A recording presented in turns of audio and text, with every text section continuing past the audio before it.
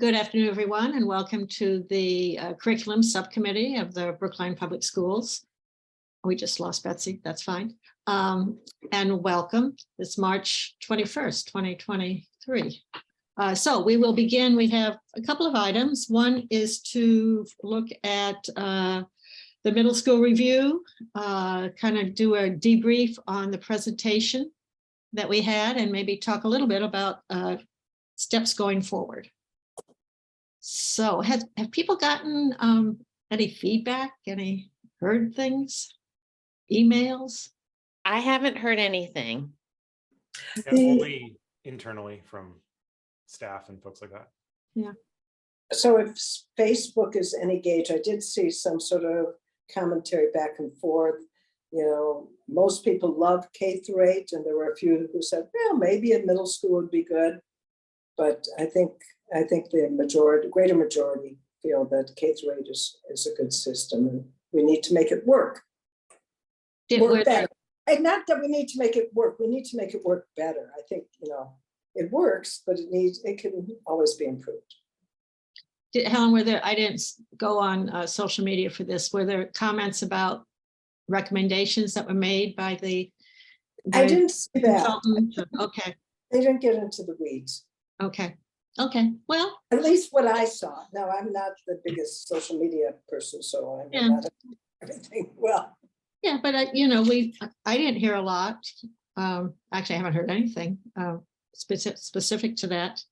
And oh, welcome, Stephen. Hi, sorry to be late.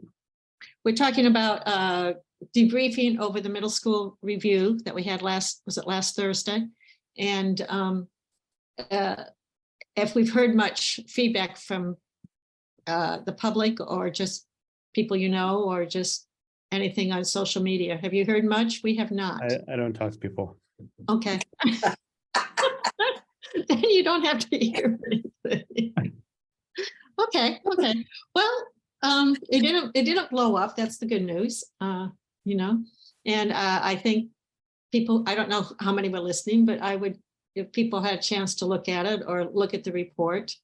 You know, I don't think there was anything super controversial, but I do think they had some findings that we need to think about and some practices that they recommended.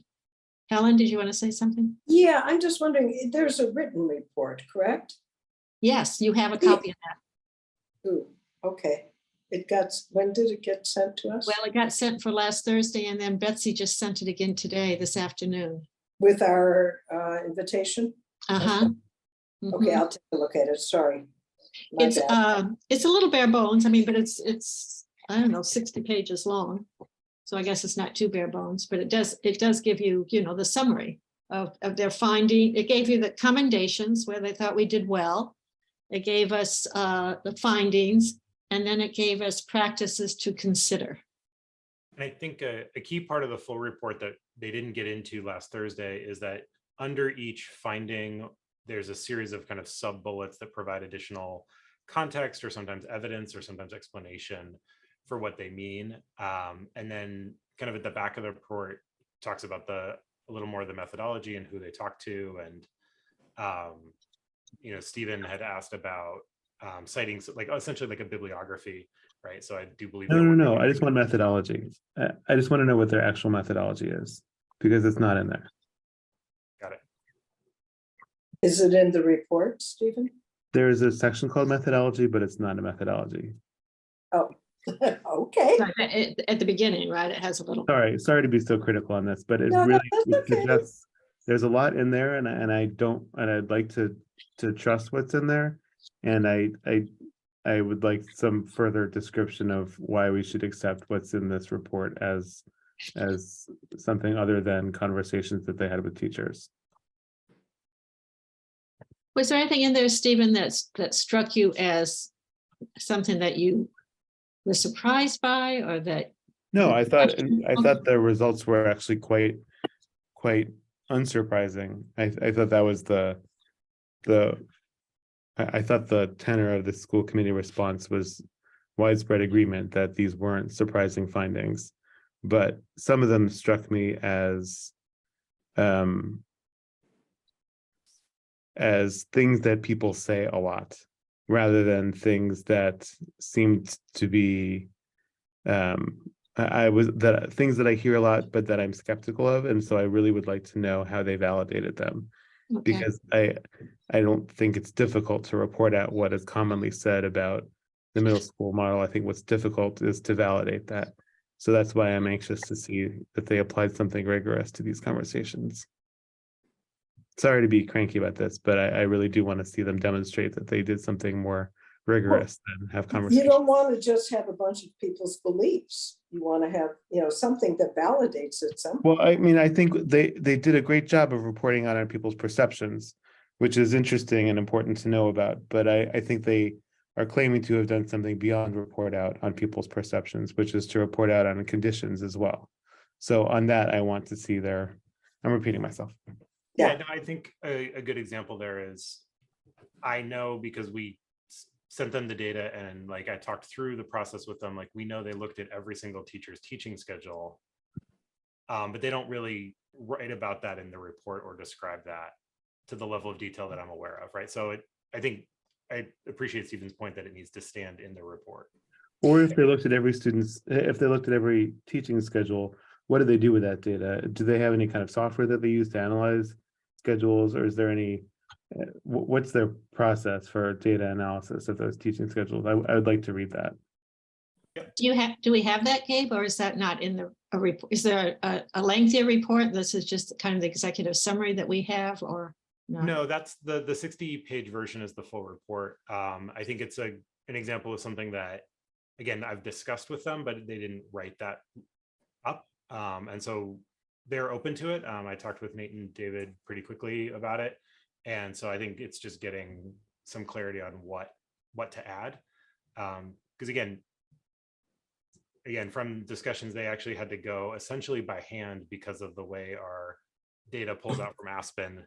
So and because our period lengths are all different, right? They couldn't say like 5 periods equals this much teaching time. They had to say 5 periods at Baker, but even not every period at Baker, because the period lengths are different within Baker. But at Pierce, there's 2 different period lengths, and so they have to calculate. So they had to really go hand by hand through every teacher's schedule. But again, I think it's fair and reasonable to ask them to kind of write that up and talk about that so that it lives in the report. Did they say anything about the fact that our middle school has 900 hours as opposed to most middle schools that are separate having 950 hours? It actually should be 990. 990, like sorry. The high school. Yeah. Yeah. They asked us about that really early in the process. And I think we just acknowledged that because it's a K-8, it allows us to use the 900 sort of. Like, I think, again, similar to where Stephen started, it's sort of an open secret. They didn't make a specific comment on you must increase the length of the school day just because of the impacts of that, right? I think they said that pretty clearly last Thursday. That would be a decision for us to make. I don't think we need their input other than like more time on learning is more time on learning. And they were quite clear about that. Yeah, but if you have 90 hours more a year, it makes a big difference. You don't have to jam pack it into the 6-hour day we have. Well, again, I don't know that we need a consultant for that. No, I know, but it helps when a consultant says something about it. I mean, I would have expected them to at least reference it. And I didn't read the report, so that's why I'm asking. I'm sorry. That's okay. But they did note that from school to school, there were not the same number of instructional hours. Yeah, no, that I'm aware. So Yeah, that's a different issue, but that is one related. If we aren't even doing the same number in a given. I'm surprised Desi hasn't gotten on us for that, to be honest. Well, it's a high performing district, therefore they're not, they've got Boston to deal with right now. Yeah, they've got gateway cities that are probably also doing some of the same stuff we're doing, but they need more. So well, and we know that during lockdown, our high school was cited for time on learning, and we had to make some adjustments to the schedule to accommodate that. So right. That came from an internal complaint, though. Desi didn't do that proactively. Yeah. And then things like advisory and win blocks vary tremendously, both across grades and then across schools. I was disturbed to hear that it's used as a homework. Win. We have so little time that to hear that a lot of teachers are using it as homework, or a number, I don't know exactly.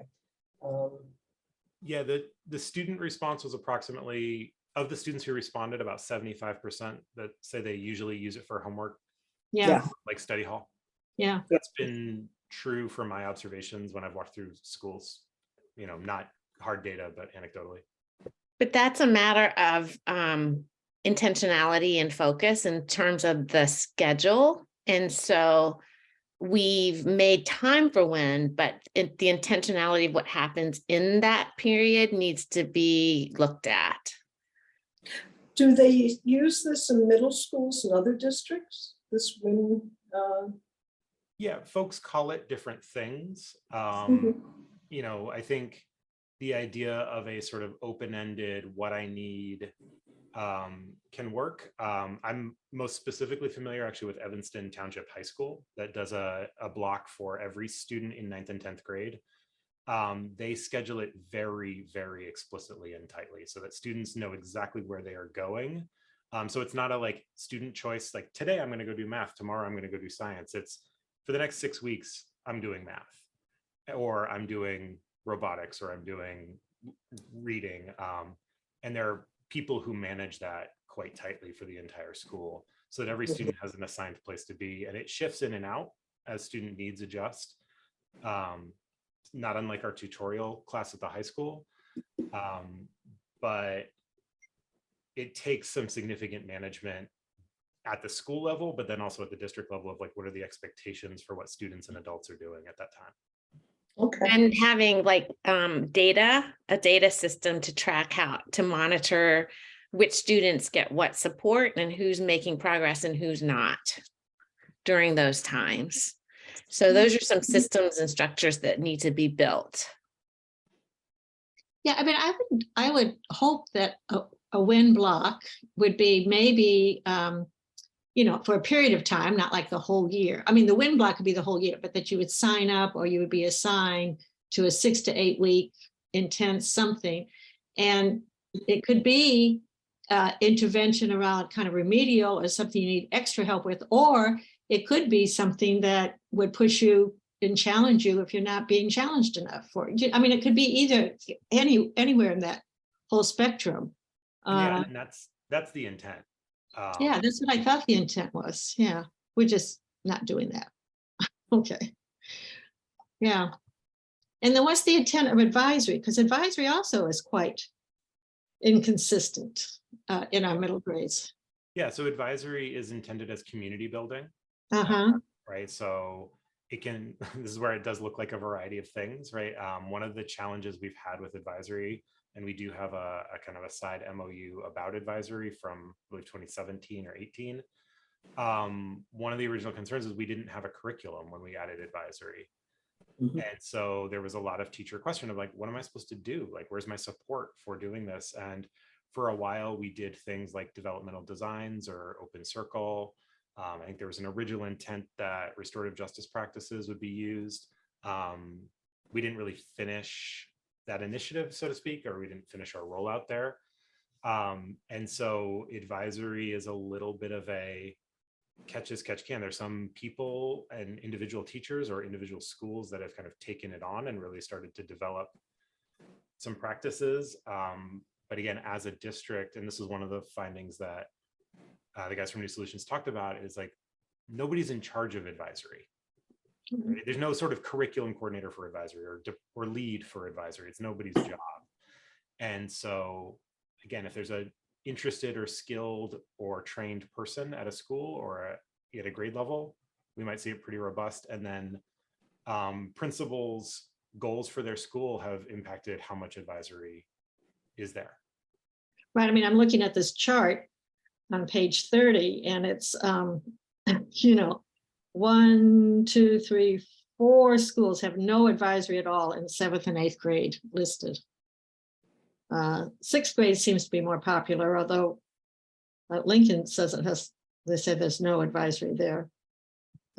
So anyway, it's just, again, it's kind of all over the place. So, okay. I mean, the reason why 6th grade has more advisory, or if they have it, is because they have less world language. So there are more blocks of time Right, to have these opportunities for students. right, That combines with no health class in 6th grade. right. No, So okay. there's 4, if you use the same schedule for 6, 7, and 8, there's sort of 4 blocks of time that 6th grade has that are essentially like a principal's discretion to schedule. And so we see it show up as WIN or advisory or as a second ELA class or different things. Some people have STEAM twice a week during that time. Is that using Makerspace at all? Do you know when they have I STEAM? think they do, yes. Okay, so that STEAM is bringing it all together. I mean, is that like a project-based? Yes, but Literacy it's math. only in those, in that particular grade. Yeah, If we're looking at middle school, yes, because 7th and 8th grade is so packed in terms of the requirements. So at one point when we had a review of the health curriculum, we talked about moving it down to 6th grade, including 6th grade as one of the areas that we needed to move to. We didn't have the money at the time. Is that still in the plan, or where are we at with that? I mean, I would say that's stalled. There are certainly health standards in 6th grade that we should be teaching. Carlin would be the first person to say we need. I know. Help, right. And we Sure. have this really challenging gap, right, where we teach introduction to adolescence in 5th grade, and then the students have a year of nothing. Don't think about it in 6th grade. We'll wait till 7th. Right. And yeah, it requires licensed staff, right, to do it. It would be, a few, off the top of my head, maybe 0.4 to 0.6 at each school, something like that, maybe less, because the class only meets 2 days a week in 7 and 8, so we would probably match that in 6th. Or the schools that are smaller, the health curriculum coordinator might be able to be full-time FTE by doing that. Carlin is full-time because she's K to 12. No, not Carla. I'm talking about the people who are teaching it in the three Like sections. PE/health teachers, yes. Yeah, They we may be able to take that one. Yeah, it may not be like that we need to hire new people, but it may require increasing some FTEs. Right. Again, about 0.4 to 0.6 at each school, depending on size, would be my guess. Which is Well, not, not for next year, but it's something to certainly keep in mind. so where do we think we're going next with this, now that we've got the findings and the suggested practices to consider? He even said we can't do them all. And some are bigger and more important than others. So what are we thinking? Gabe, do you want that to take that, or do you want me to? why don't you lead off and I'll follow up? Yeah. So we met with Nate and his counterpart on Monday with Linus, with Dr. Guillory, and he wants to help us create a process for that, for the decision making, and with a goal of once we just decide what our priorities are, having 2-phase implementation starting in 2025. So if we would what we would do is, if we use their process that they're describing, is we would have a goal of having a plan, some decisions made by budget time, December this year. Because if it has impacts on the budget, staffing, so on and so forth, we would need to plan for that, with implementation of phase 1 in the following fall, and then a completion the year after. So not to do too much all at once, to try to phase pieces in. And Nate and his team met with our principals and curriculum coordinators on March 8th. And they did come to consensus or agreement on the top 3 priorities of those recommendations. So those are, that is kind of like the starting point in the work. What do you think, Gabe? Yeah, and I think kind of a relevant piece is New Solutions is kind of writing up a proposal for how they might support us through that, which we haven't seen yet. They're in the works for that. Is that but the part of the plan that they propose is to have like a relatively small but representative decision-making body who then regularly solicits feedback from various constituencies in the community. They, from their experience with us, recognize that we have to get a lot of input. We have a lot of groups who want to have their voice included, and that we, again, can't do everything at once. And so the idea of the two-part implementation is that we say the small number of things that we want to do early, right, like in that kind of December timeline, but we also say kind of up front, like, we're going to do these 2 or 3 first, and then we're going to do those 2 later, so that people know, like, okay, this is the group that's going to get done, but that kind of gives people the confidence that there's a plan, and that we're going to take things in pieces without biting off too much at once. And really follow through on a plan, not, I think that's something that most school systems, we have lots of great ideas and we initiate a lot of things, but then where they're poorly implemented. So, and really that's where the hard work is. The easy work is launching and getting things going. But then when it gets to the nitty-gritty, it's really hard to keep going. So I think that's why they're thinking to try to be really thoughtful and in that back and forth communication between the small group and the larger groups, that we actually are getting feedback about implementation. Because oftentimes we make these big plans and they fail because we haven't gotten the feedback we need when it's time to implement. So that was some feedback that they gave us in terms of how we go about doing the work moving forward. So those 3 recommendations, are they going to be shared with us? I think so. What do you think, Gabe? I have them right here. Okay. And so to decide what our middle school baseline for all students is. What are the 3 to 5 things that we all agree have to happen for our middle schoolers in every school across the district? The second one is what is, like to actually implement high quality WIN or academic intervention / enrichment. And the third one was student voice and choice. Those are the 3 things they want to tackle first. And just for clarity, we didn't dig any deeper into defining those further, right? So we used kind of the definitions from the report of like, of these 8 things, after some discussion, what would you want to prioritize?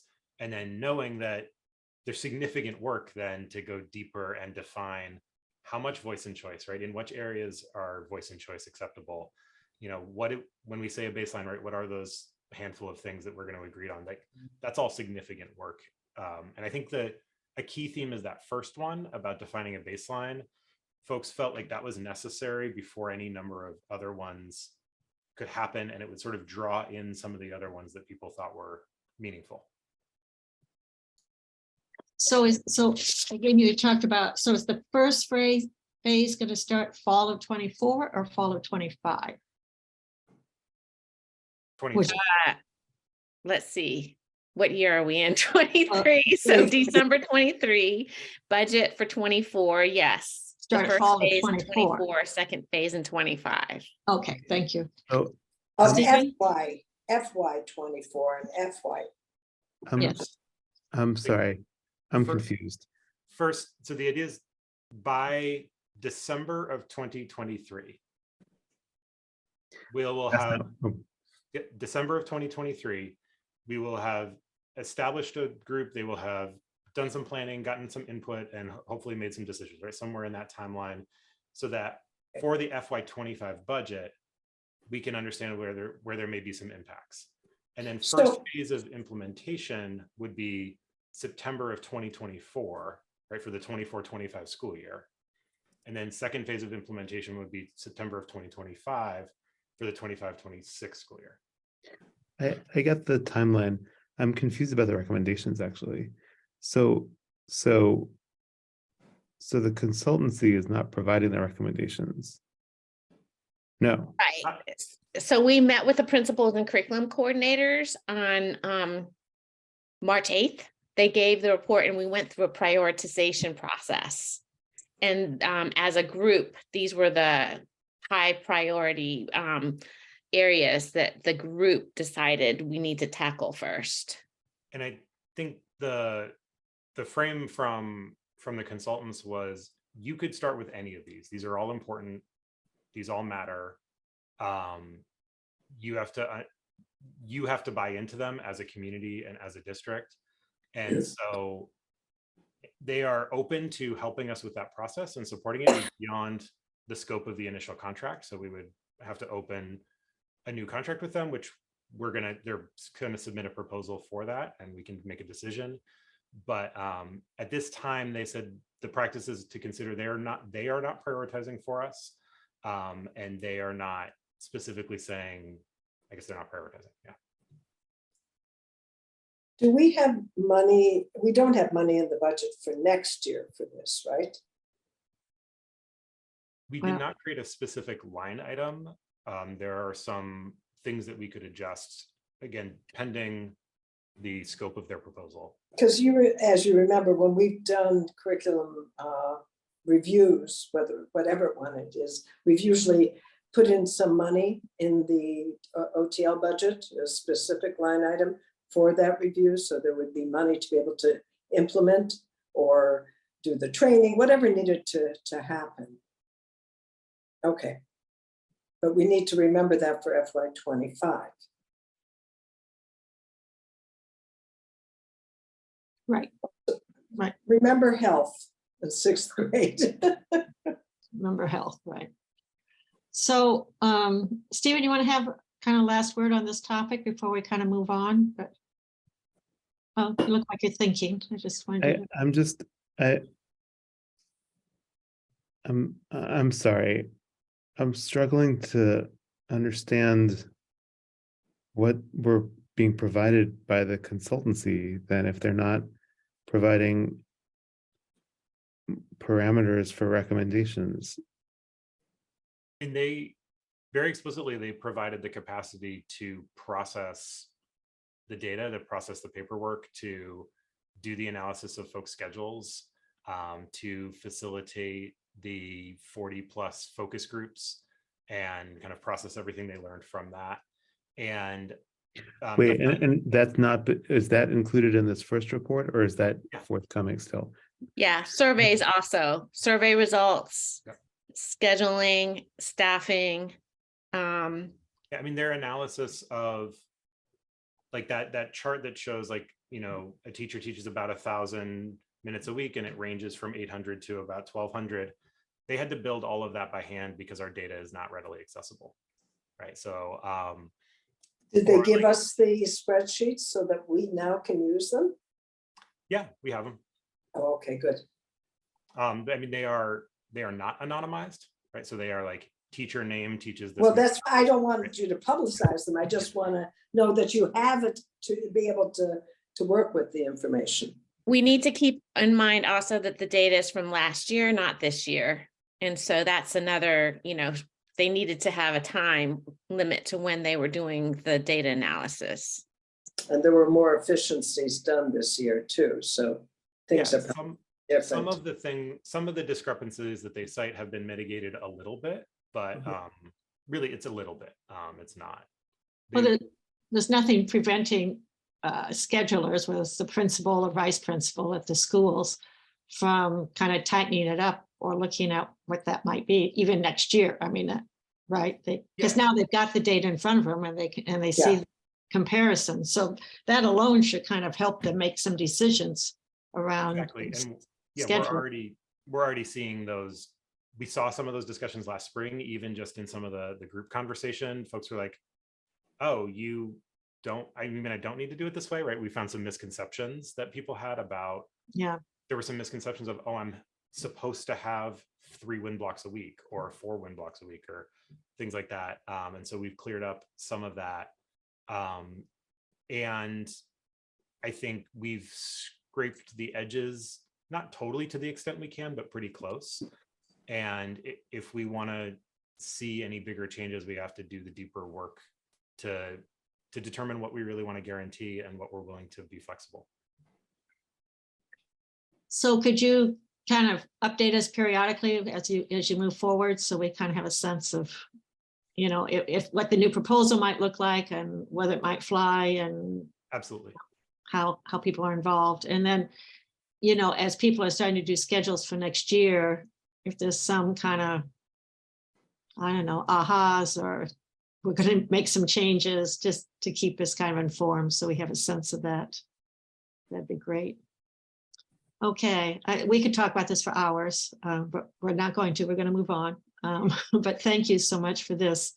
And we can bring it up anytime, because we are curriculum, and that's what we'd like to think about. So we will try not to surprise you about that, but I do think this is just the beginning, as we say. I'm calling that December budget kind of a pre-phase one, to kind of get a phase One other question.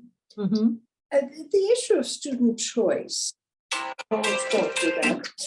Sorry, my phone, of course, had to ring just at that minute. Can you hear me? Mhm. Yeah. How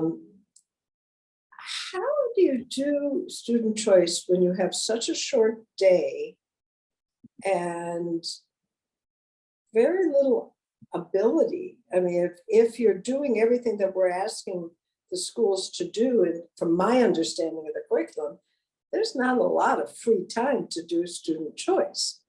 Well, this is where it depends on what we mean by choice, right? Which is a thing that we have to decide. And so one of the examples that, it may have been in a smaller setting, not the full school committee, but one of the examples that Nate gave was, maybe you break the 6, 7, 8 divisions, right? So maybe your visual art classes are mixed 6, 7, 8. And now you only need 20 kids who are interested in video production. You don't need 75, because you don't need 25 at each grade level, right? So maybe it's a video production class. You don't take video production all 3 years, or maybe we find a way to make it happen, right? Some students can repeat courses for credit at the high school, for example. But that way you could specialize a little bit more, right? In a visual arts setting. So a student could choose, I want drawing and painting, or I want video production for my visual arts class by the time they get to middle school. Or like in conservatory, right, we offer quite a bit of choices. Yeah, that I know we do. And so, but what we don't offer is the student to choose, like, I want music, I don't want visual art, or I want visual art, I don't want music. Right? We don't allow students that choice right now. And do we feel that that's the right way to go, that they should be able to, or they need to be exposed to? We haven't everything. Done that work yet. I think that's the key. Those are key questions. But Yeah. I think one of the research behind student voice and choice is their engagement in school. Yeah. Especially at this age, having that opportunity before they go to the high school where it explodes. Yeah, the distinction of, I can't choose. Well, it doesn't really explode even in 9th grade. I'm sorry, Gabe, I didn't mean to interrupt you. Well, But 9th grade. It depends. So in visual arts, for example, I get it 1 day a week, K through 8. I have no choice at all. And there are anywhere from 6 to 8 or 9 different visual arts classes a 9th grader could take. It's probably the most extreme example.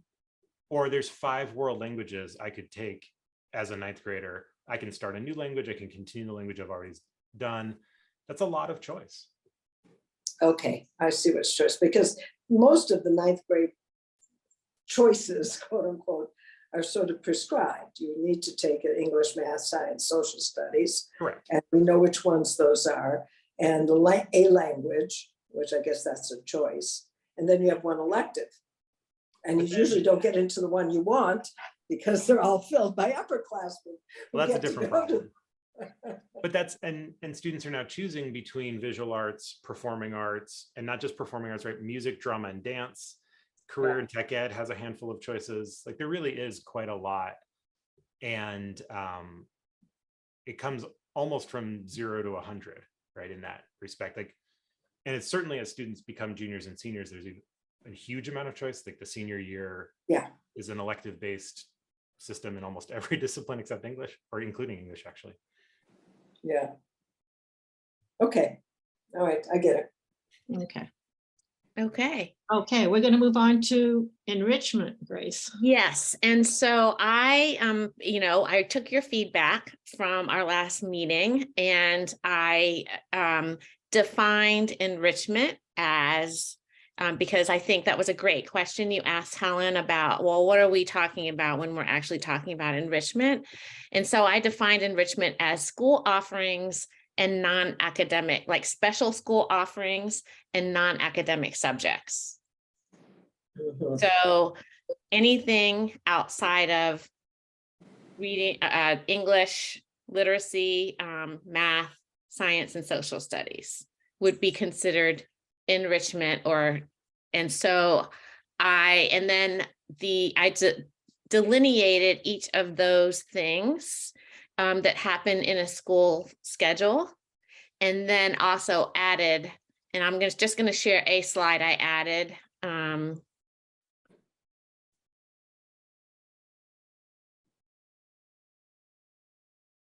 Can you see this?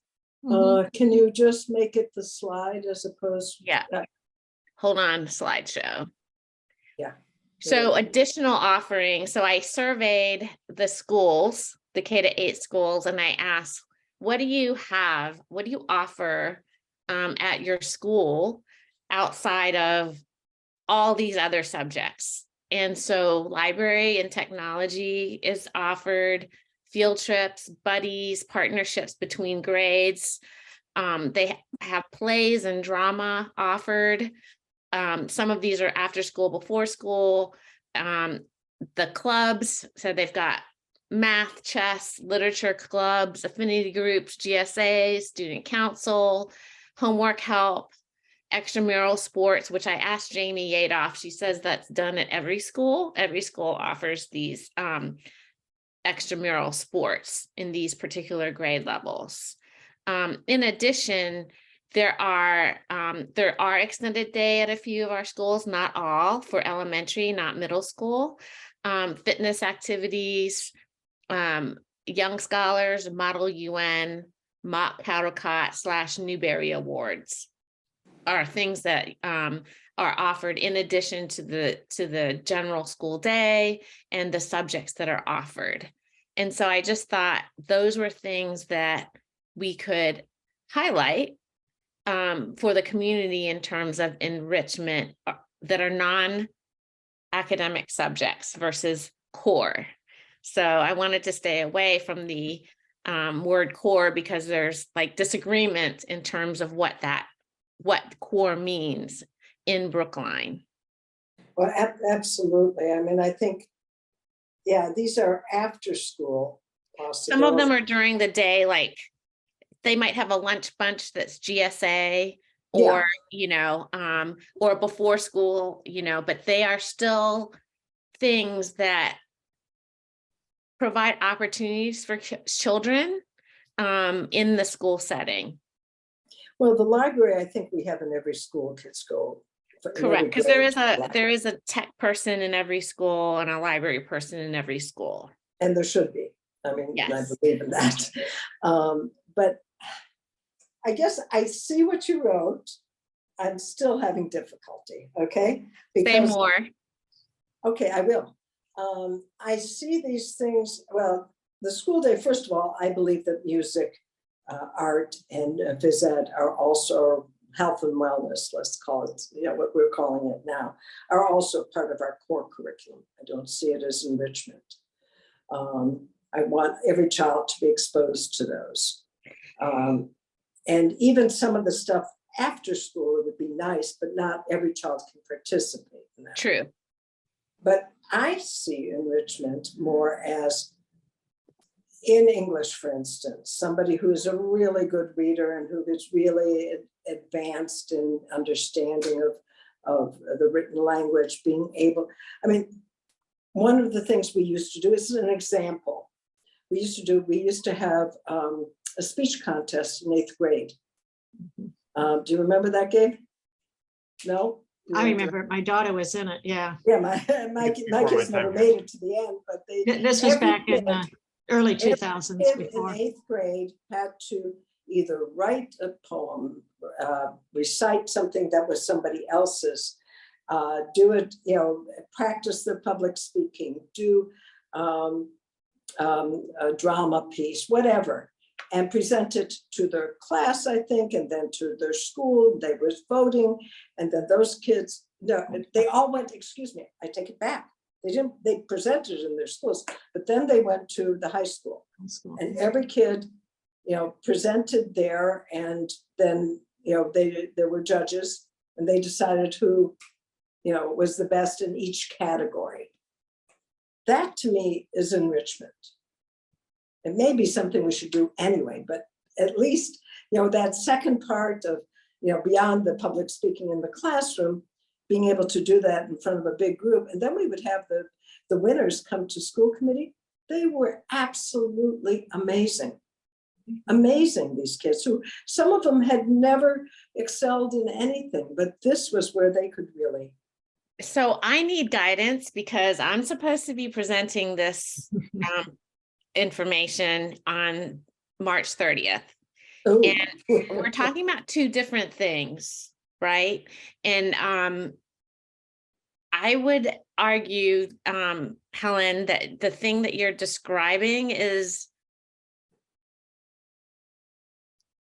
it's enrichment. I mean, so when I think of enrichment in content areas, I think of increasing the amount of rigor, like the amount of writing That too. done in a class.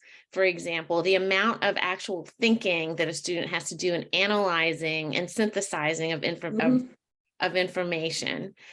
And because the middle school study has shown us that there's great variation across, our middle schools in terms of our baseline, we actually you need a baseline before you can decide what enrichment is. And if people are doing various things, let's just say, and I actually, if people are doing various things in various amounts of time, and the baseline is not just designed or described, then what is enrichment? And what is not enrichment? Because we don't know what our floor is. And so I feel really, I don't know if I can do this presentation. I'm not sure we're ready for prime time. Because I think what for me is not clear, the study looked at scheduling. It didn't look at the rigor in the classrooms. It didn't look at any going beyond the curriculum. That's true. And I think to maybe Stephen's earlier point about what is sort of common knowledge, like I think my experience as a curriculum coordinator, my experience in two different director roles is that we have a high variability in instruction as well.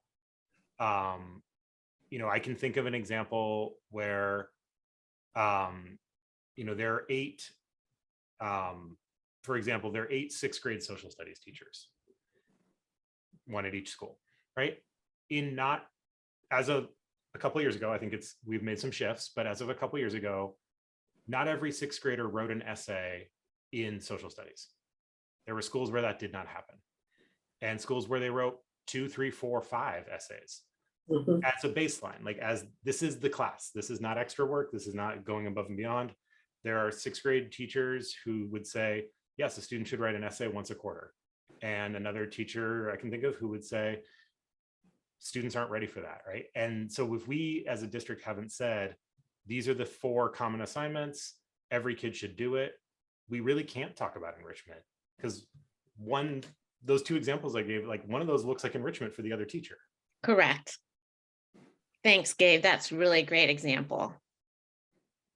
But I'm still kind of with Helen. Like a lot of I think the parents and the public want to know what are added opportunities in the core subjects for students who need to be challenged. So I think that's what they're thinking we're going to say, something about that when we do a presentation on enrichment opportunities. Mhm. So if that's the case, I actually don't know, I can't say what we're doing for enrichment because I actually don't know what our common expectations are across grade levels. And I don't want to bring that information to school committee. I agree. I would argue as a system, we don't have a system. Like we don't have a consistent, this is enrichment for every fifth grader. This is enrichment for every sixth grader. Like individual teachers make choices about how to offer enrichment in their classroom, whether to offer enrichment in their classroom, who to offer it to. We don't have that structured and organized. But I think that, you know, for the most part, 85%, 90% of children, most children in Brookline do great, wonderfully.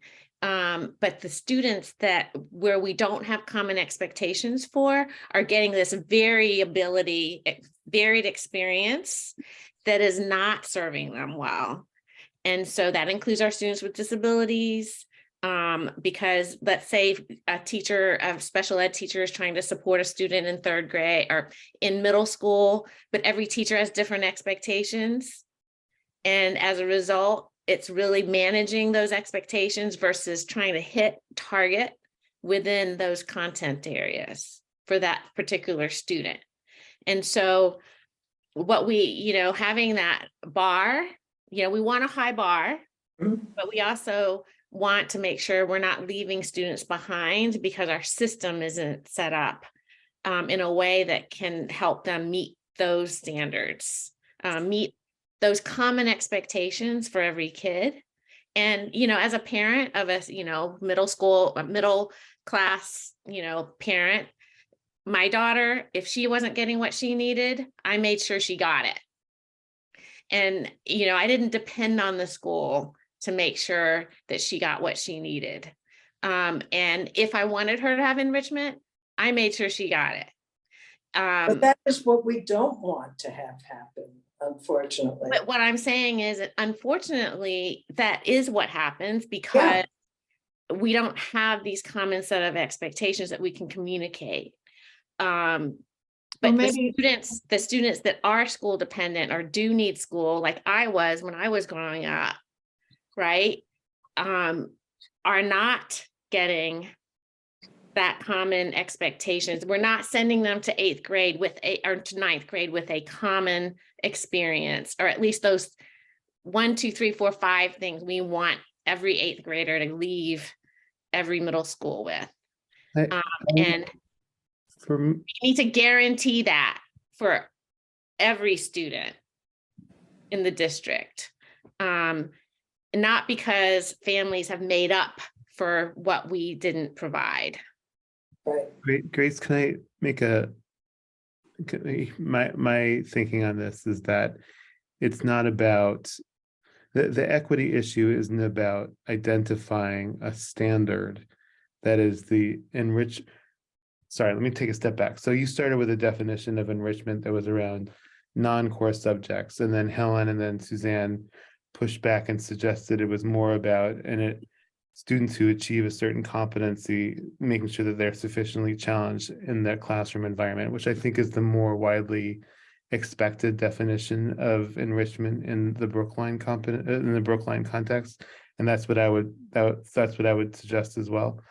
But I would suggest it's not about a standard enrichment competency level, but rather a definition of enrichment that at the level of a pedagogical expectation or orientation, whereby teachers are expected and have access to supplemental materials and are expected to provide those supplemental materials to students who have achieved the level of competency expected at the point where they're at in the classroom and need to be challenged so that they don't become bored, and also to achieve the more Brookline PSB educational vision of trying to cultivate a love of learning so that they don't become bored in the classroom and develop the learning disorder of just remaining bored and pushing away education more broadly, which is the more serious effect, I think, of not providing what we're calling enrichment, which I think is really more of it.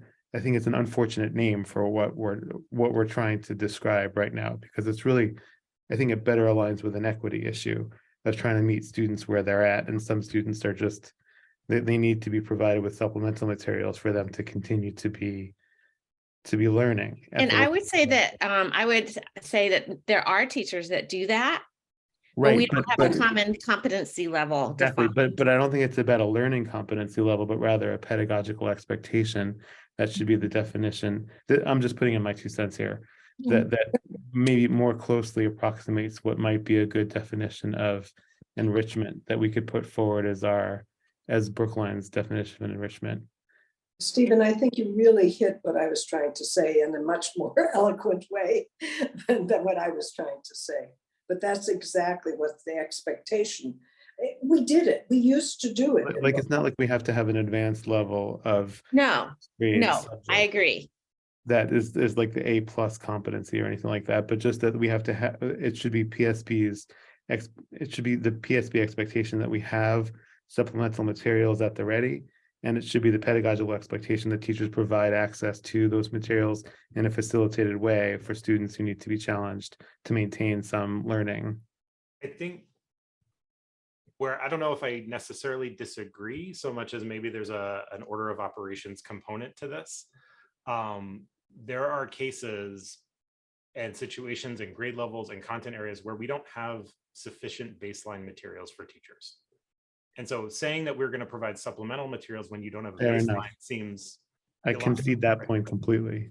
And so I think both materials wise, but then also conceptually, like a really good, clear definition of what is appropriate expected grade level learning for 3rd grade math. And I think math is the closest, frankly, because of our recent curriculum adoption, right? Math is much closer than any other subject. Then we can say, and we need good assessment, right, for that, which we're starting to get in K-2 literacy. When we have good assessment and we have a good standard, then we can say, here are the students who are at standard and it's like a good challenging standard for them. Here are the students who are not at standard and here's what we're doing to support them to reach standard. And here are the students who have sailed above that standard and here's what we're doing to ensure that they stay engaged and have an exciting, enriching experience. And school is good for them every day, right? Like that's really what I'm hearing is we want school to be really good for every kid every day and every subject. Unfortunately, we have a lot of missing. It's a little bit like Swiss cheese. Like I don't have a better way to say it. Like, and so yes, supplementing sounds great, but if I don't have a good solid baseline, I don't know what I'm supplementing above. I agree with you. I don't mean to suggest a sequence. I guess I was responding, Grace. I thought you were saying in your presentation, you were looking to start with something like a vision. And I guess it seemed to me like that a definition that started with like a pedagogical expectation was, and an availability of resources was closer to where we would be in a vision. But certainly I wouldn't presume to order the sequence of what OTL should provide. That I'm just chiming in because I feel like I'm entitled to, because it rises to the level of vision. But when it comes to sequencing, I don't know what the resources required would be to get this right. And this is like what I always used to say when Leslie was here too, is I genuinely don't know like how much resources it takes to accomplish this particular goal and how it weighs against the other priorities. So that I leave to you entirely. It's sophisticated. It's really sophisticated work. It requires some systems that need to be built. And so I feel a little stuck because, I've been charged to do this thing. And well, when we did have enrichment programming or whatever we called it previously, what was it that we had that we discarded? Who knows? You want to go for it or you want me to? I mean, so we had people with varying levels of like full-time positions for what we called enrichment and challenge support, right? ECS. I think it used to be called other things before I got here. And my best understanding, there was a transition like in my 2nd year, maybe. It was very quick. It was about 7 or 8 years ago now. But before that transition, my understanding is that it was essentially a short-term pullout situation where Correct. kids would be pulled for essentially like some special projects, right? That actually sounds a lot like what I experienced as an elementary school student. To my knowledge, we didn't have a consistent, systematic way of identifying which students were getting this special service, frankly, right? Like the way we have to identify a student for an IEP before they receive special education services, we didn't have something comparable to identify students. We don't have a gifted program. We haven't, to my knowledge, in terms of like identifying, like doing something like a Stanford Binet test, like things that other communities do, right? Especially other states. Other states require gifted education in a way that Massachusetts doesn't. But then that since 2000, I want to say 16 or 17, when we kind of investigated that program, we shifted those roles for a few years into more of a teacher coaching model so that the ECS teachers would be able to support enriching project-based open-ended learning in every classroom, right? So they'd be supporting the adults who could then make that a regular part of class, right? So it's not this sort of specialized service. Around 2018, the year before pandemic, maybe, we closed those positions. So that's exactly right what had happened. I mean, we used to have that pullout. I remember my son went to one and he said, this is just more work. I don't want to do this. I remember, and it was very inequitable when we did the pullout. So the idea, what we were told, at least as a school committee, was we're going to offer these two classroom teachers to be able to enhance what they are doing, make it, more rigorous, not more interesting, because it should be interesting no matter what you do, but more challenging, let's put it that way. And I think our thought when ECS was sort of disbanded was we need to try and figure out a way to reintegrate it, to find a way. It had been called Gifted and Talented, that went away, so then Enrichment Challenge became the new way of talking about it. And I think that's sort of what parents are expecting in terms of what could help those students who can really go beyond what, and it may be different students in different subjects. It should be. I mean, one of the avenues we pursued kind of in that transition, right, was making sure that every ECS teacher was trained for project-based learning. Right. I think this is a good example of what Grace described before, of really good ideas that don't get finished. And, yes. Based on our conversations, and I was kind of the lead contact with the folks at the Buck Institute, which is now called PBL Works. Oh, that's right. I forgot about that. Yeah. And what they had said is like a full school implementation takes 3 to 5 years of consistent effort, really intentional, train every teacher, train your principals, train your assistant principals, make sure your superintendent is on board with this, like really dedicate significant funding, develop internal training capacity so that you can induct new teachers really effectively, but 3 to 5 years of really sustained effort at a school. And we simply didn't do that. I mean, just in any way.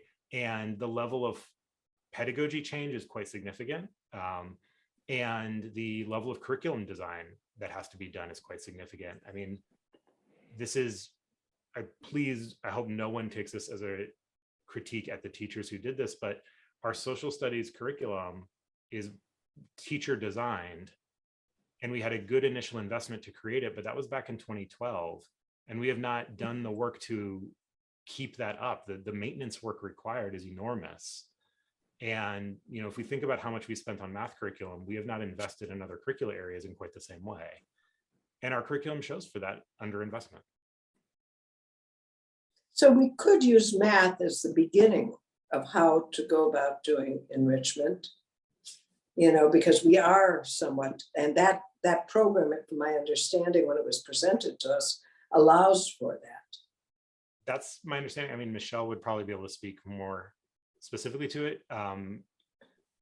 And I think the other key, though, is that rollout and that implementation was interrupted by lockdown and ongoing. Yeah. No, I'm not blaming anyone. No, more that while the materials are in place, the robust teacher training hasn't happened to the degree that we would have liked. Yeah, and the deep mathematical knowledge they actually need to implement the program is, in terms of really understanding what the learning target is, how students acquire it, what kind of exploration a child does in order to gain the conceptual knowledge, has to be pretty deep. And also the amount of time devoted to math instruction has an impact as well. And so those are some things that just have to be worked on. Yeah, no, I don't think this is undoable. It just is time. And Yeah. I don't know what we want as a presentation around enrichment, because you can see how we are still all over the place. I'm not sure how the public's going to understand it. ready. I don't think it's. I don't think it's We ready. need to do more work on it. I think, you're getting the middle school stuff through. I mean, there's just so many initiatives you can do at once. I do think with math, I mean, you could start with that. Most people, when they talk about enrichment, care about math. That's not my issue, but most, but because of the Russian math, because of all the things that parents are getting for their kids so that they can.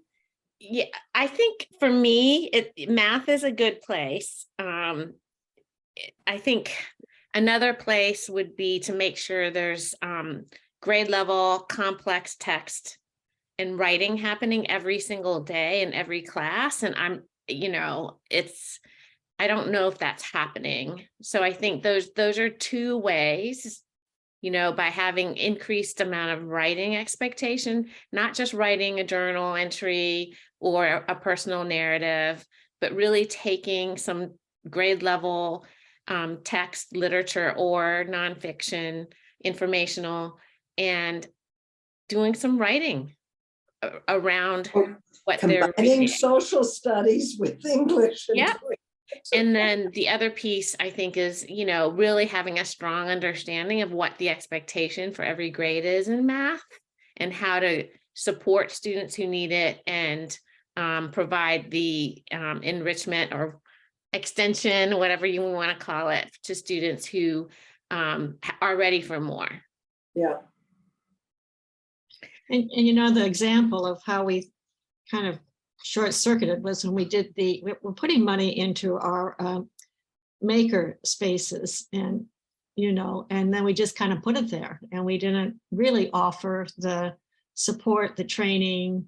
I mean, some teachers were able to run with it, but for the most part, they feel they've got plenty going on their plate, and so it feels like there's this resource that we're not really taking advantage of in a way that we might. So, I don't want to present that either. No, I know. Sorry. No, I'm not sure. I mean, I'm not sure what to present. I mean, I think the conversations are deep and rich here, but I don't know what's ready for the public at this point. Well, shall I go to Linus and let him know, or do you want to let him know, Suzanne? Well, I think we should both let him know, Grace. Okay. I mean, we can take the lead from him. I think we could present it in a way that says, these are our challenge. This is what we understand today. These are our challenges. Some of this has come up from the middle grade review, which it has. Many of the quotes from the parents, there weren't many there, but the few that I read were things like, some of us send our children away for middle grades and then we bring them back for high school. And that's been going on for a long time. That was going on 20 years ago when my children were in school. So it happens in Boston too. It's not new, but that's still part of this kind of what else do we offer that really strengthens. Well, I did want to point out to families, though, that Brookline offers over and above more than any district I've ever worked in, and that's three states and 7 districts. So, for example, I've never worked in a district where world language was offered K-8 ever. I've never worked in a district that had more than one art, more than one music, more than one PE. I've worked in many districts that taught no health. And so I just want you to know that, there are great things happening, and I wanted to point that out in this presentation like that.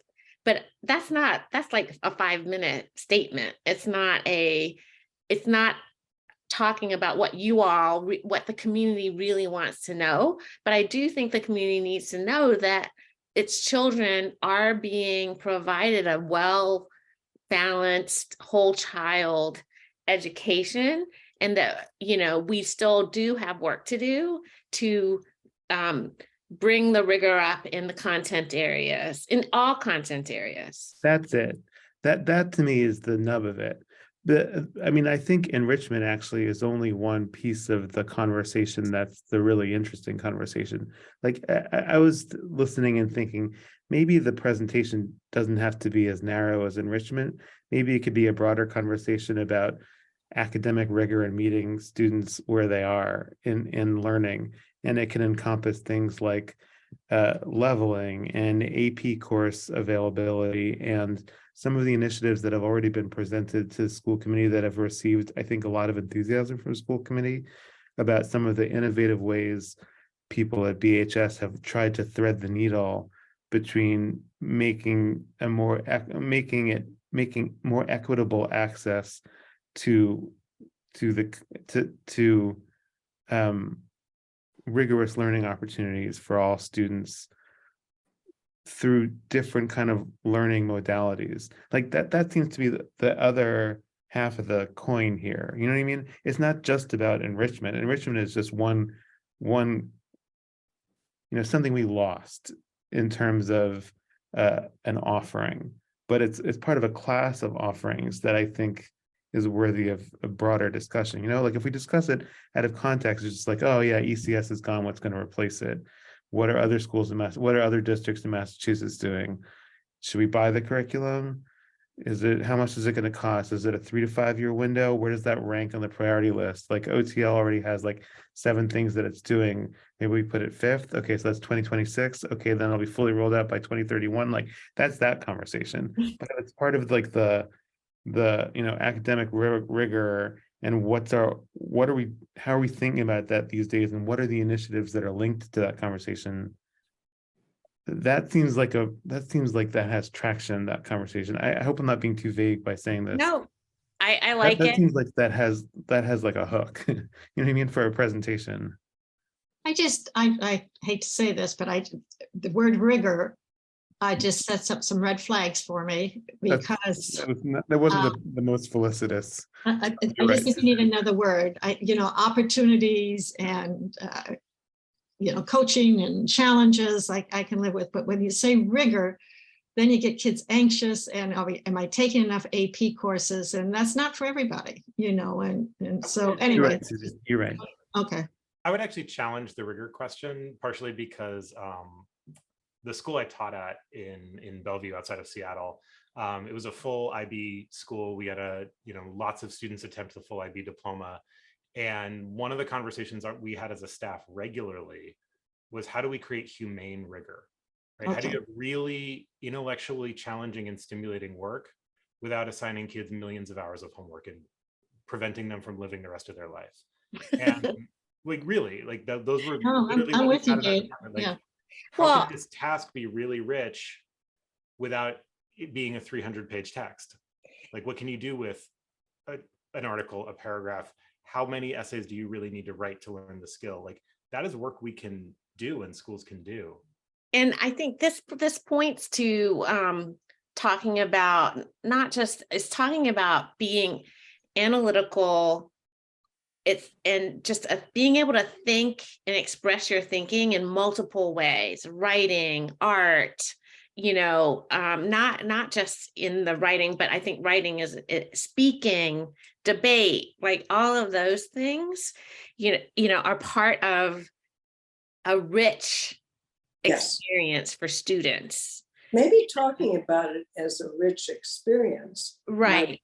Way to do it, as opposed to rigor. I don't know if that helps me.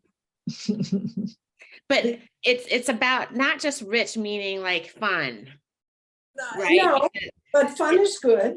Joy is good. Yes. Joy and learning is good. But I think we also tell kids, we tell kids a false when sometimes in my view, when we tell them everything should be fun, because it's not. And so like, but while you're not having fun, in the end, you're like, wow, right? And so those are the experiences I think our kids deserve, all kids.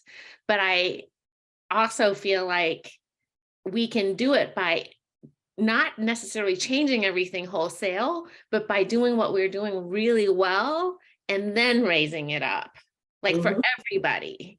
Not, and so like when I go into a classroom, kids should be engaging in their thinking, with each other, not just with the teacher. They should be demonstrating it on how in their work, and not just complying with something that a teacher's given them to do, and just completing it for completion's sake, but not really understanding why and where it's going, what the purpose is and why we're going where we're going. That's called authentic. Didn't we talk about authentic learning at some point? That was a big buzzword for a while.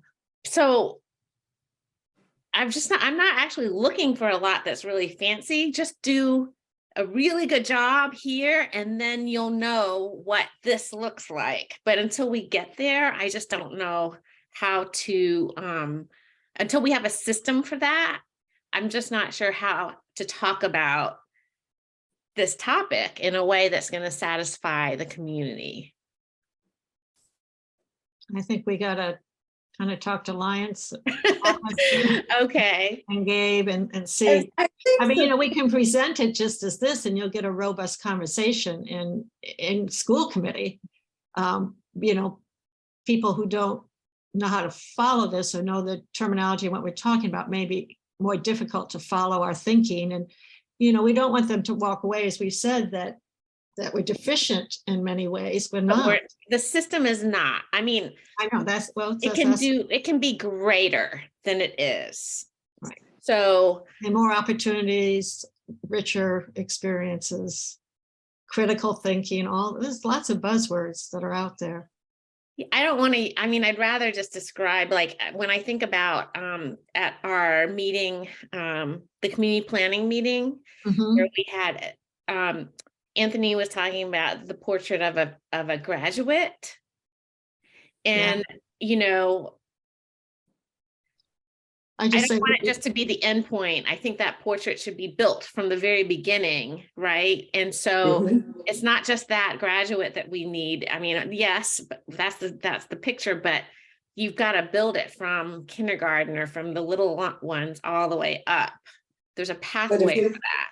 I know we started that. I know it was going on 6 years ago when I first joined the school committee. So it's a little frustrating to talk about portrait of a graduate because I don't feel like we got very far. And I unfortunately, because it was really, I went to one of the things at EDCO. I think, Gabe, we were at the same table there, if I'm not mistaken.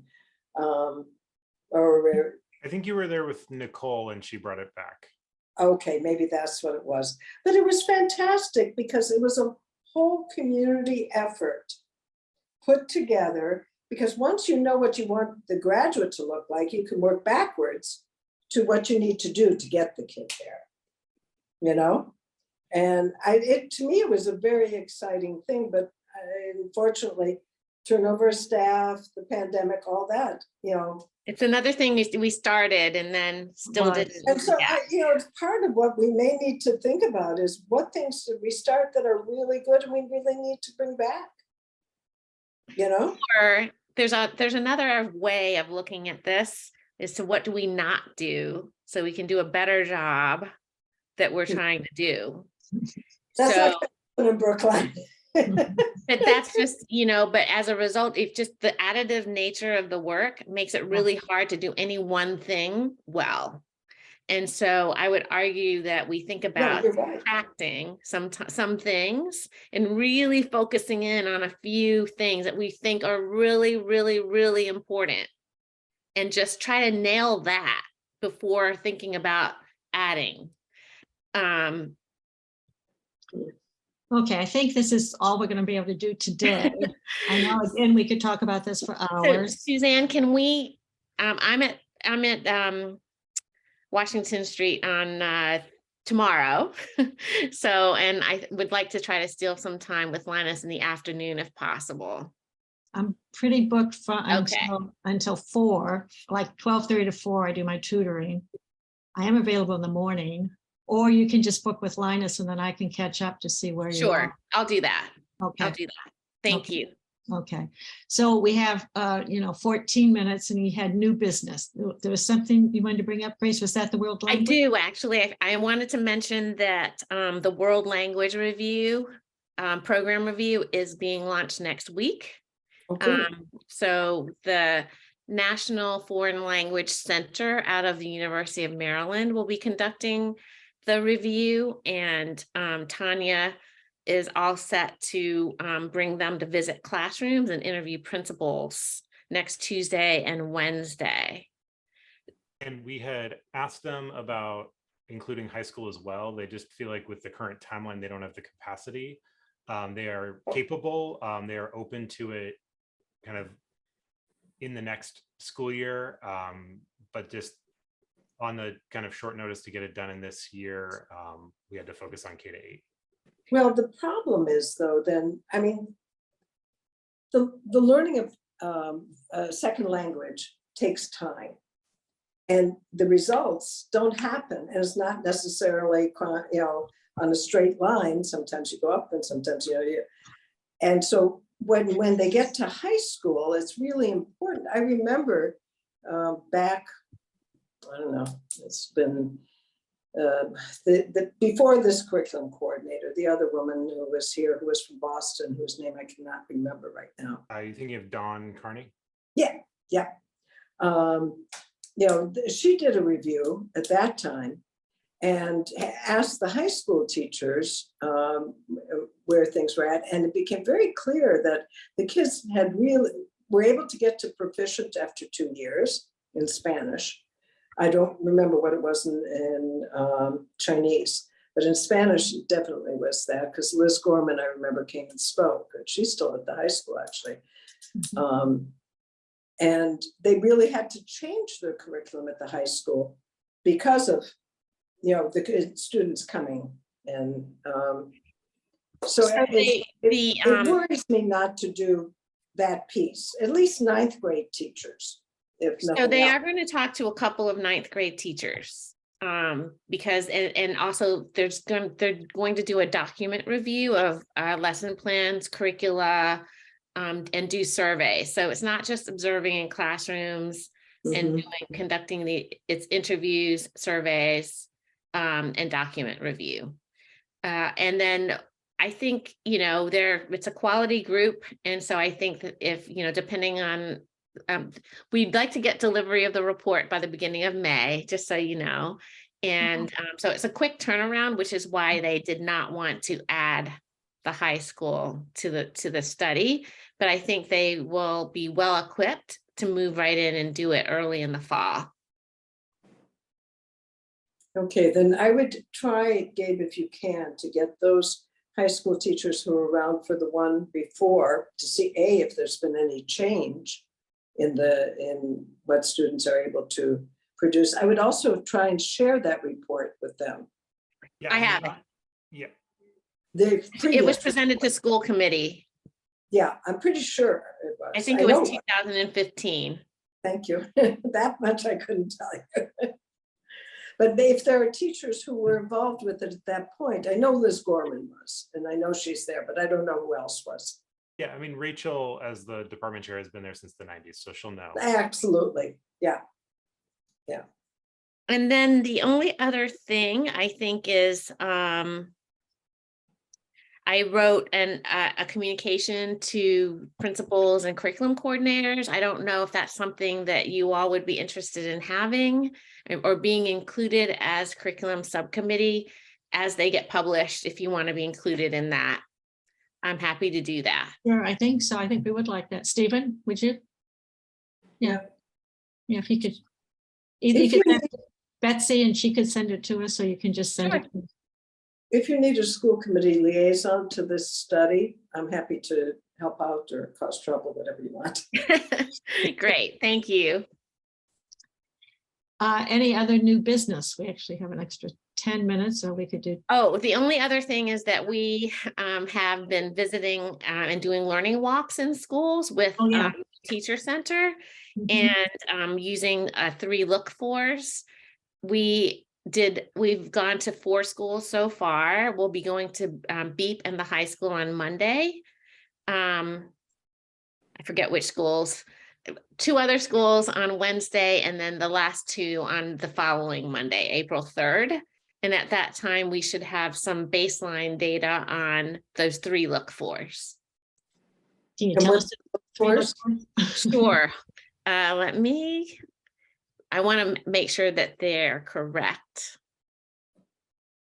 and you're doing this because, So this is the kind of follow-on next steps from the child study team review, I guess is the best way to say it. In some ways, like very similar to what we've just been talking about in the context of enrichment. They pretty quickly identified that we don't have a common definition of tier 1 instruction, like everyday instruction. And so when students are recommended for child study team, they're recommended for different reasons at different schools or at different grade levels and different criteria. And so something that's getting a student recommended at one school might not get them recommended at another school. And so this set of learning walks is to essentially get us a more baseline understanding of what tier 1 instruction looks like. And that's why these 3 look-fors are tailored, which is why I think we want to get the language just right. And it's directly linked to the conversation we were having a few minutes ago. Right. So thank you, Gabe, for filling in the blanks while I was looking for the look-fors. I just want the words to be right. And these are actually in the newsletter, the little OTL communication that I sent out. Focus 1, high quality instruction that meets grade level content and rigor called for by the standard. Focus 2, rich tasks that are worthwhile of student effort and time. Focus 3, differentiated opportunities for learning that allow all students entry into a lesson. And so we're looking to see, and we're learning, we're collecting, we're visiting in small groups, classrooms up to 20 so far in each building. Then coming in and the groups have to calibrate and decide whether they saw those things. And then we bring all the numbers together to get kind of like a trend information, but not individual classroom or teacher information, just school trends. And then we're going to roll it up into the district to get district trend. and are you doing like kindergarten too, or it's All grades, cross grade, cross contents, and also specialists as well. Great. Is there going to be a report on this? I don't know yet. Okay. Um, I mean, I'm sure that we would love it as a subcommittee, and I'm sure the whole committee would love to at least hear what your observations are and your thoughts. yes, so that's just another little project that we're doing. Another little project. In your spare time. But it's the same work, if you think It's about all it, connected. Yep, it's all into the connected. same work, because focus 3 is about enrichment. Right. If we're offering differentiated entry points so that students are meeting a standard, it also is not just for the students who are who might not meet that standard, but the students who have met it. But we need to know what that baseline is. Okay. Gabe, one thing I'm sorry, I'm changing the subject. Are we done with that? I don't want to. Okay, go. You've got 5 minutes. Okay, so we used to give a standardized test to all kids. I don't remember what grade it was. And then we found over the years, all our kids sort of were at the highest level, and so it didn't make sense to continue they were sort of maxing out. I can't remember the Iowa test. That's what we used. Iowa basic skills. Yep. That was a long time ago, wasn't it? Yeah. No? I've been around. And then after that, I think we moved to one other one. I can't Well, remember. we have NAEP, which is the national report. Yeah, but that's not Brookline specific. That's This was assigned to us. kids. We did it. Yeah, I remember certainly seeing my kids' results. That's why. certainly not since I've been here. Yeah, no, this was a Oh, it's long. a long time ago. Yeah. I I think don't- Is there a point to that? I mean, I think the key about assessment is making sure we know what we want to assess. And then making sure the assessment fits that goal, right? So You're right. start first with what do we want kids to learn and know and understand. Then we can figure out what's the best way to assess it. And that's where, as we talked about, like common assessments that are grade level and curriculum embedded generally are the most useful to teachers because they get a good turnaround on them and you can kind of norm it. We've talked about this a little bit in the context of the Reimagining Ninth Grade work, but the WISP team gives common assessments. Part of the redesigning the course and making a new course 4 years ago is that team is probably the most aligned course in all of Brookline High in some ways.